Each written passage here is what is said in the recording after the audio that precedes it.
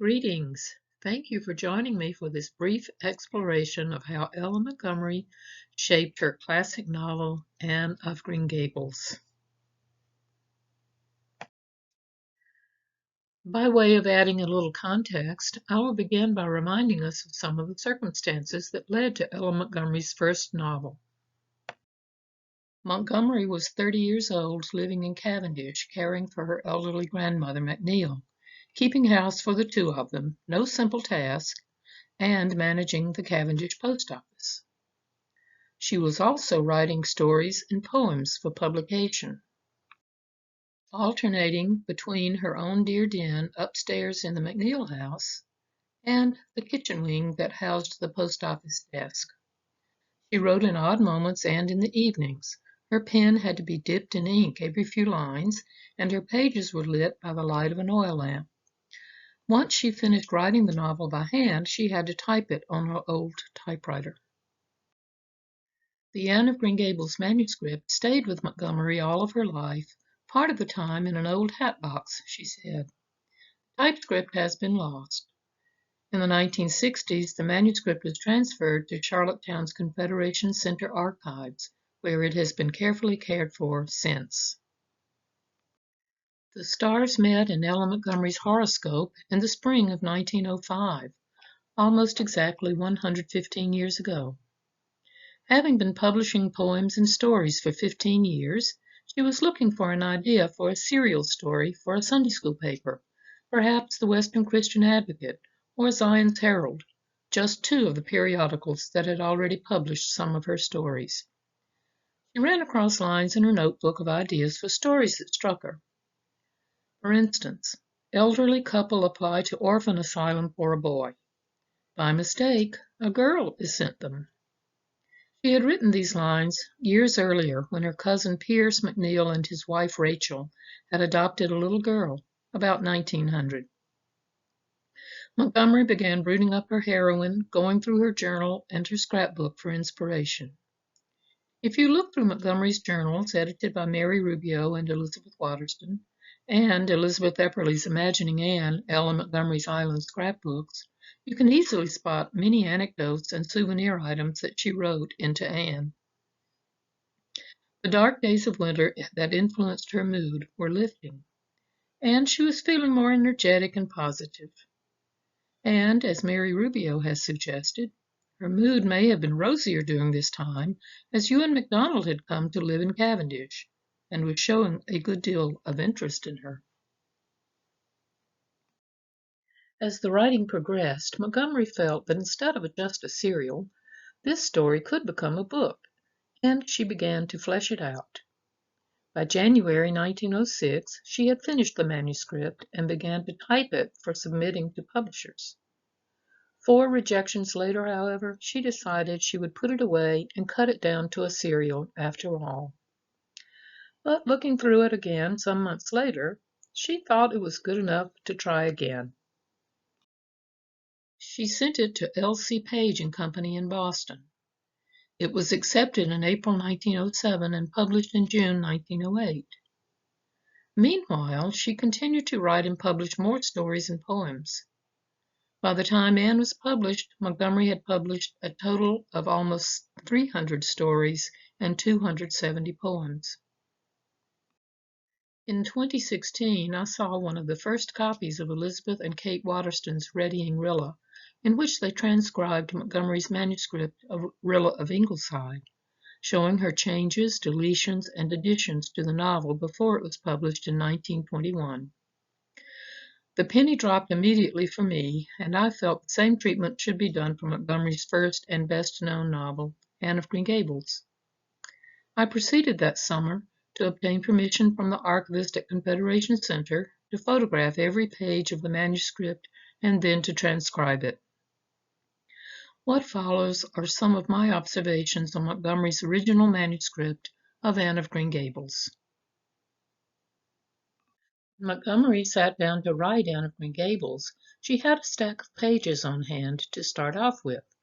The pages are roughly the same size as a half sheet of our standard paper, about 6½ by 8½ inches, but the paper is thinner than today's standard sheets. According to Rhea Wilmshurst's 1986 bibliography, the stack is about 2.7 inches high. Almost immediately, it seems, she divided the stack into two parts, the main body and a section of notes. The notes are made up of 546 additions Montgomery added to the main text. Some are just sentence fragments, some go to several sentences, and a few are several pages long. Notice that Montgomery seems to have added chapter titles later. You can see that the spacing between chapter 1 and the first sentence of the text is noticeably tighter than the lines of the text. This applies to all 38 chapters. I was interested to discover that Montgomery wrote the first 300 or so pages on the backs of stories and poems she had already written. Most of those had been published in various magazines. Most of the stories would appear in Chronicles of Avonlea in 1912. On the back of page 236 of the Anne manuscript is page 1 of her first published story, A Baking of Ginger Snaps, from 1895. Also in this stack were some very early poems, The Last Prayer and the Violet Spell, from 1894, On the Gulf Shore and Where the Apple Blossoms Blow, from 1895, Wading in the Brook and the Pot of Gold at Rainbow's End, from 1898. In all, the first 239 pages of her main text and the first 51 pages of notes were written on the backs of stories and poems. Once she ran out of these, she continued to write her novel on both sides of new pages. Back to Montgomery's method of constructing the novel itself. The very first change Montgomery makes to the text is adding the word Main in the second line so that the text reads the Avonlea Main Road instead of just the Avonlea Road. There are more additions on page 1, indicated by carets. The first note, note A, is inserted on line 3 to describe the road further so that instead of reading dipped down into a little hollow traversed by a brook, the note first reads, dipped down into a little hollow, fringed with alders and jewelweed, traversed by a brook. Then Montgomery made a further change in the note itself, crossing out jewelweed and changing it to lady's eardrops. Further down, note B is added, changing Mrs. Rachel, keeping a sharp eye on everything that passed, to Mrs. Rachel, keeping a sharp eye on everything that passed from Brooks and children up. You can begin to see her method of coding the notes, beginning with note A, moving to note B, and so on. On pages 2 and 3 of the main text, you can see the strikeouts and additions, either inserted between the lines or as notes C, D, and E. She followed this method throughout the manuscript.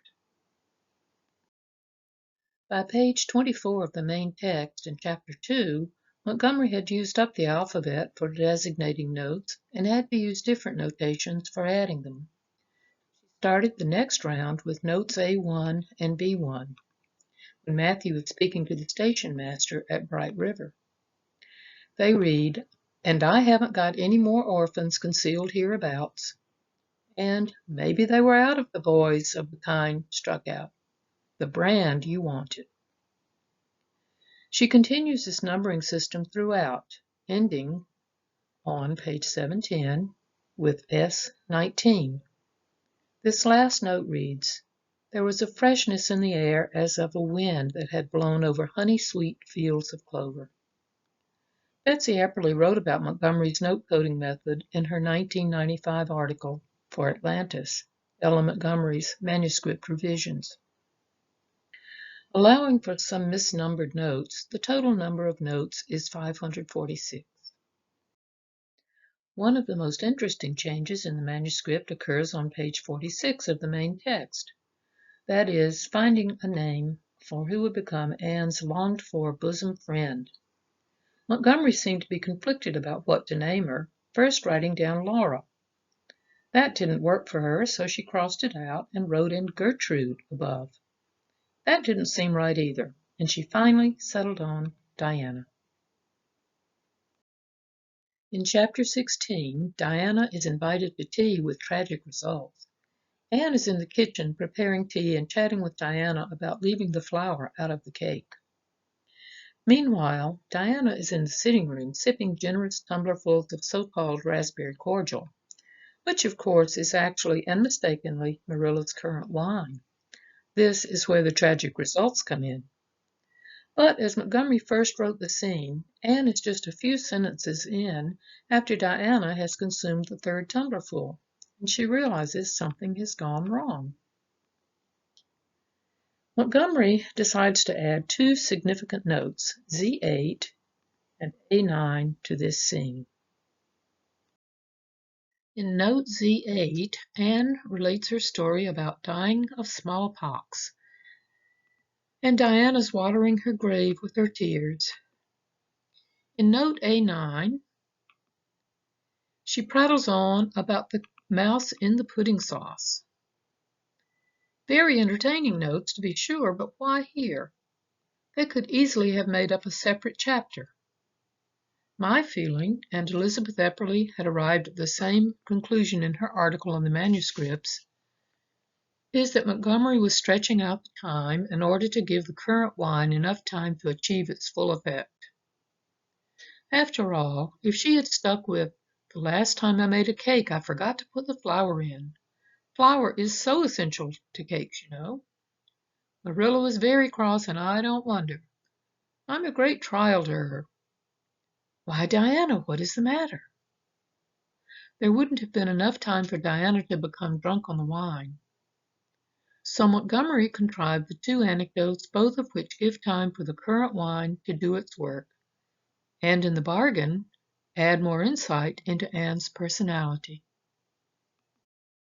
You can see on these pages that continue note A9 that Montgomery was working on the note as she wrote it out. There are strikeouts and additions within the note itself. The X's on the notes pages show that Montgomery crossed out each note as she typed it into the typescript. There are 22 notes in Chapter 16. Chapter 15 has the most notes, 35. Two other long notes are S4 at the end of Chapter 8, Anne's bringing up is begun, in which Anne finishes learning the Lord's Prayer. In that note, she begins to imagine her stark room at Green Gables transformed into one with velvet carpet, mahogany furniture, silken cushions, and herself clad in a gown of white lace, and so on.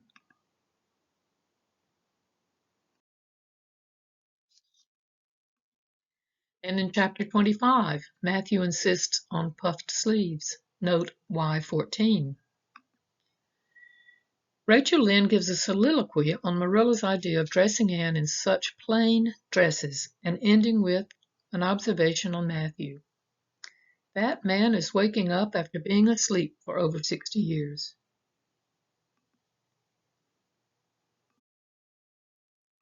Some of the most quoted lines from Anne of Green Gables were added as notes.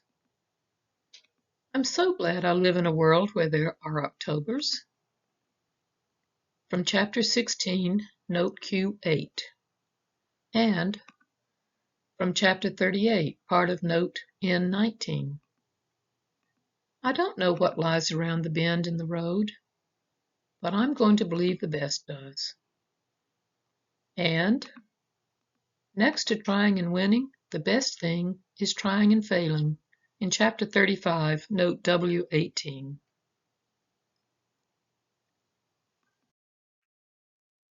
The total number of pages in the manuscript is 844, which is slightly different from earlier counts, which state the total number is 853.